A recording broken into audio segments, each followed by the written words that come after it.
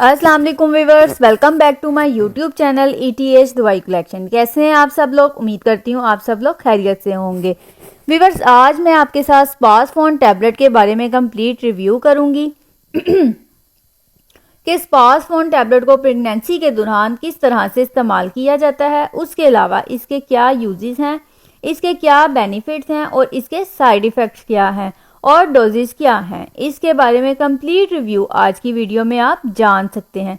जो pregnant female स्पासफोन tablet का इस्तेमाल कर रही हैं वो किस तरह से करें, ये तमाम इन्फॉर्मेशन आज की वीडियो में मैं आपको प्रोवाइड करूंगी। इससे पहले मैं आपसे गुजारिश करूंगी कि आप मेरे यूट्यूब चैनल ETH दवाई कलेक्शन को सब्सक्राइब कर दें ताकि मेडिसिन से रिलेटेड इन्फॉर्मेशन मैं डेली बेसिस पर आप तक पहुंचाती रहूं।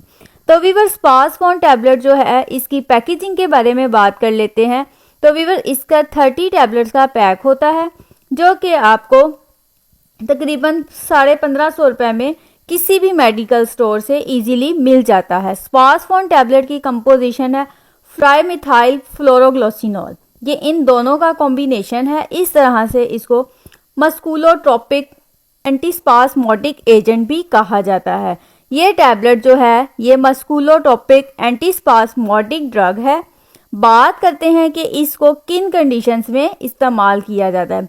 तो व्यूअर्स, इसको IBS यानी इरिटेबल बॉल सिंड्रोम की कंडीशन में इस्तेमाल किया जाता है, जिसकी कंडीशन में आपके पेट में बहुत ज़्यादा दर्द रहती है, आंतों की बहुत ज़्यादा हरकत बढ़ जाती है और आंतों की हरकत को कम करके इस तरह से पेट के दर्द को ख़त्म करता है और इसके अलावा मसल्स पेन में इस्तेमाल किया जाता है। उसके अलावा फीमेल्स में पीरियड्स के दौरान होने वाली पेन जिसको डिस्मेनोरिया कहा जाता है, इसको उसमें इस्तेमाल किया जाता है। इसको गुर्दे के दर्द में आप इस्तेमाल कर सकते हैं, इसको आप अपेंडिक्स के दर्द में इस्तेमाल कर सकते हैं। उसके अलावा यूरिनरी ट्रैक्ट में आप इसको आपके कोई भी पेन हो, यानी आपके ब्लैडर में दर्द हो रही है, आपके मसाने में पेन हो रही है, तो आप उस केस में भी इसको इस्तेमाल कर सकते हैं। उसके अलावा प्रेगनेंसी के दौरान यूट्रस में कंट्रक्शन होती है और